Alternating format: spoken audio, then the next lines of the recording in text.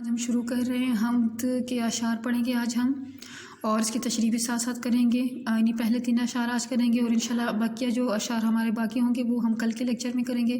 سب سے پہلے ہم اس کے مقاصد تدریس ایک دفعہ دیکھ لیتے ہیں کہ طلبہ کو حمد و ثنا کی معنی و مفہوم اور اہمیت سے متعارف کرانا۔ اسٹوڈنٹس ہم جو ہے وہ کہتے ہیں، ایسی نظم کہتے ہیں جس میں اللہ تعالیٰ کی ہی تعریف بیان کی جائے۔ طلبہ کو رب العزت کی ذات و صفات کے مختلف پہلوؤں سے آگاہ کرنا، یعنی جو نظم ہے اس میں ہم اللہ تعالیٰ کی ذات و صفات جو ہے نا وہ دیکھیں گے، اور یعنی بلکہ اللہ تعالیٰ کی ذات و صفات کو کوئی گن نہیں سکتا، لیکن کچھ ذات و صفات کا احاطہ کیا ہوا ہے تو وہ ہم دیکھیں گے۔ طلبہ کے دلوں میں توحید کی عظمت اور ایمان کی پختگی کا احساس پیدا کرنا۔ توحید کا مطلب ہوتا ہے اللہ تعالیٰ کو ایک ماننا، کی عظمت بڑھائی اور ایمان کی پختگی کا احساس دلانا، اور یعنی ایمان کو پکا کرنے کا احساس دلانا کہ ہم اپنے ایمان کو اور پختہ کریں۔ تو اس میں سب سے پہلا جو شعر ہے ہمارے پاس ہے کہ قبضہ ہو دلوں پر کیا اور اس سے سوا تیرا، ایک بندہ نہ فرما ہے حمد سرا تیرا۔ اسٹوڈنٹس حمد سرا کا مطلب ہے حمد کہنے والا۔ جب آپ اس کی تشریح لکھنے کریں گے تو سب سے پہلے ہم لکھتے ہیں نظم۔ کون سی نظم ہے؟ حمد ہے۔ یہ شاعر کا نام کیا ہے؟ خواجہ الطاف حسین حالی۔ اس کے بعد ہی ہم تشریح کی طرف آتے ہیں۔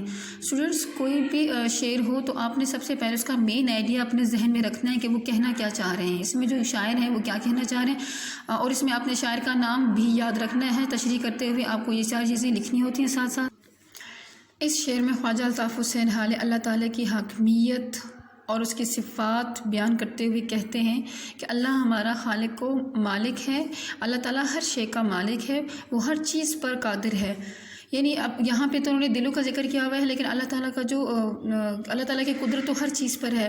تو شاعر یہاں پہ کہنا چاہ رہے ہیں کہ جیسے اللہ تعالیٰ کی قدرت ہر چیز پر ہے، ویسے ہی اللہ تعالیٰ کے قابو میں ہمارا دل بھی ہے۔ منزل بالا شعر میں شاعر اللہ تعالیٰ سے مخاطب ہو کر کہتا ہے کہ اے اللہ میرے دل پر تیری حکمرانی ہے، تو ہی ہمارا معبود ہے، بنانے والا ہے، ہم جس کی عبادت کی جائے، معبود جس کی عبادت کی جائے، ہم تیری ہی عبادت کرتے ہیں۔ اس بات کا سب سے بڑا ثبوت یہ ہے کہ میں تیرا حکم نہ ماننے کے باوجود تیری ہی تعریف کرتا ہوں۔ اسٹوڈنٹس ہم اپنی لائف میں ایک بہت غفلت برتتے ہیں، لیکن پھر بھی ہم اللہ ہی کو ایک مانتے ہیں۔ اس کا مطلب یہ نہیں کہ پھر ہم اللہ کے سوا کسی اور کو جو ہے نا خدا مانتے ہیں۔ یعنی جب بھی ہم کسی مشکل میں ہوتے ہیں تو پھر ہمیں اللہ کی یاد ضرور آتی ہے، اور ویسے بھی دل سے اگر کوئی بھی بندہ خوبصورت منظر، کسی بھی خوبصورت چیز کو دیکھے تو ہماری عقل جو ہے اس پہ دنگ رہ جاتی ہے، اور بے اختیار ہمارے دلوں سے اللہ کی تعریف ہی بیان ہوتی ہے۔ اللہ تعالیٰ کے انسانوں پہ بے شمار احسانات ہیں، بے شک وہ خالق ہے، ہم سب کا پالنے والا ہے۔ اسی نے انسانوں کو اپنی عبادت کے لیے پیدا کیا، ہمیں بے شمار نعمتیں عطا کی ہیں۔ ان بے شمار نعمتوں کے جواب میں اللہ تعالیٰ اپنے بندوں سے یہ چاہتا ہے کہ وہ اس کی عبادت کریں، لیکن نا سمجھ انسان اس پاک ذات کے احکامات کی تعمیل نہیں کرتا۔ اس کے باوجود اللہ تعالیٰ اپنے کرم نوازیوں میں کمی نہیں کرتا۔ اللہ تعالیٰ کی یہ خوبی انسان کو اللہ کے قریب کرتی ہے۔ جب انسان کسی مشکل میں پھنستا ہے تو وہ اللہ تعالیٰ کو یاد کرتا ہے اور اللہ تعالیٰ اس کی مدد فرماتا ہے۔ اس لحاظ سے انسان کو یہ احساس ہے کہ اس کے دل میں احساس ہے کہ اس کے دل کے ہر گوشے میں اللہ کی محبت چھپی ہے۔ یہی وجہ ہے کہ انسان اللہ تعالیٰ کے احکامات کو پس پرس ڈالنے کے باوجود، یعنی بھولنے کے باوجود، یعنی نہ کرنے کے بجا نہ لانے کے باوجود باوجود اللہ تعالیٰ ہی کی تعریف میں لگا رہتا ہے۔ اس کے بعد ہمارے پاس شعر نمبر 2 ہے، یعنی گو سب سے مقدم ہے حق تیرا ادا کرنا، بندے سے ہوگا حق کیوں کر ادا تیرا۔ اس شعر میں بھی جو اس کا مفہوم ہے وہ یہ بنتا ہے کہ شاعر کہہ رہے ہیں کہ حالانکہ سب سے زیادہ حق رکھتی ہے وہ کون سی ذات ہے، وہ اللہ تعالیٰ کی ذات ہے کہ ہم اس کی تعریف کریں، اس کی عبادت کریں، یعنی حمد و ثنا بھی کریں اور ساتھ ساتھ ان کی عبادت بھی کریں۔ تو بندے سے مگر ہوگا حق کیوں کر ادا تیرا، کہ اللہ تعالیٰ کے احسانات بندوں پہ اس قدر زیادہ ہیں کہ وہ جو ہے نا اس کی مکمل طور پر جو ہے نا وہ بدلہ نہیں دے سکتا۔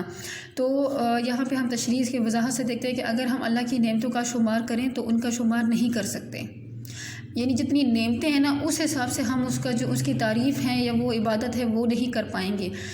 اس شعر میں شاعر قرآن کی آیت سے عبارت کرتا ہے کہ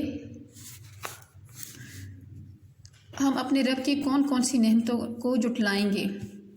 شاعر کہتا ہے کہ اے میرے مالک، تیرا حق ہم کیسے ادا کر سکتے ہیں؟ ہم تیری ایک چھوٹی سی نعمت کا شکر نہیں ادا کر سکتے۔ اگر ساری عمر بھی ہم تیرا ذکر کرتے رہیں۔ اللہ تعالیٰ کی نعمتوں کا بدلہ ادا کرنے کا سب سے آسان طریقہ یہ ہے کہ اللہ تعالیٰ کی اس طرح عبادت کی جائے جس طرح اس نے فرمایا ہے، اللہ تعالیٰ کا شکر ادا کیا جائے۔ مگر ہم اللہ تعالیٰ کے بے شمار نعمتوں کا شکر ادا کرنے کے باوجود ان نعمتوں کا شکر ادا نہیں کرتے۔ اس کے بعد ہمارے پاس شعر نمبر 3 ہے کہ محرم بھی ہے ایسا ہی جیسا کہ ہے نامحرم۔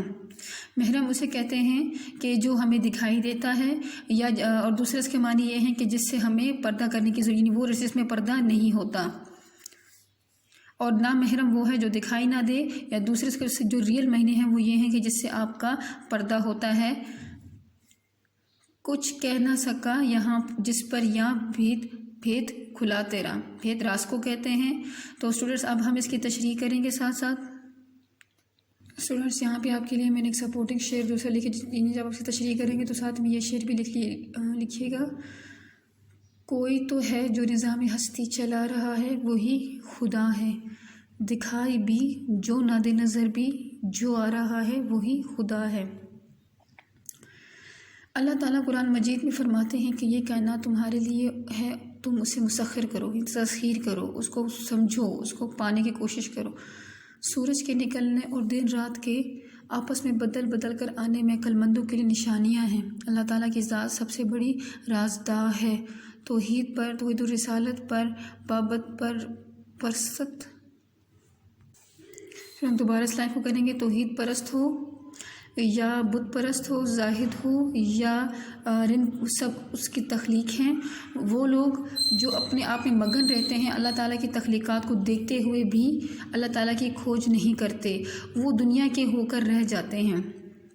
جاننے والا اور نہ جاننے والا اسی لیے برابر ہے کہ جو اللہ تعالیٰ کی ذات میں کھو جاتا ہے وہ ہر چیز سے بیگانہ ہو جاتا ہے۔ اللہ تعالیٰ کی ذات ہے ہی ایسی جو سمجھ میں نہیں آتی۔ اسٹوڈنٹس یہاں پہ جو شاعر کہنا چاہ رہے ہیں کہ جو ہمارے حواس خمسہ ہیں، یعنی ہمیں اللہ تعالیٰ کی جو 2 حص دیے ہوئے ہیں جس کے ذریعے ہم کسی کو دیکھ سکتے ہیں، چھو سکتے ہیں، اللہ تعالیٰ کی ذات ان سب سے جو ہے نا آ رہی ہے، یعنی ہم اس کو دیکھ نہیں سکتے، لیکن ہم جب دنیا پہ نظر ڈالتے ہیں، اس کی تخلیقات کو دیکھتے ہیں تو ہمیں ایک بات کا احساس ہوتا ہے کہ کوئی تو ایسی بڑی ذات ہے جو اس کو بنانے والی ہے۔